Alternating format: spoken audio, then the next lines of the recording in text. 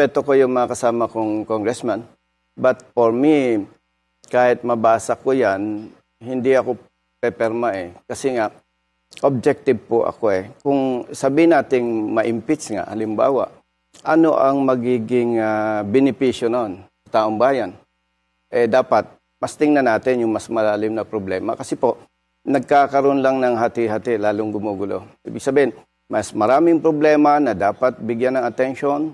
At kung sinasabi na may maling paggamit ng pondo, ang tanong, kung meron nga, yung bang Office of the President lang? Yung bang ibang mga agency? Wala bang ganon? So, ang pinopoint out ko dyan, Ma'am Karen, is dapat tingnan natin yung malaking problema na ang magiging aksyon natin ay magre-resulta na maganda at magiging kapaki-pakinabang sa taong bayan.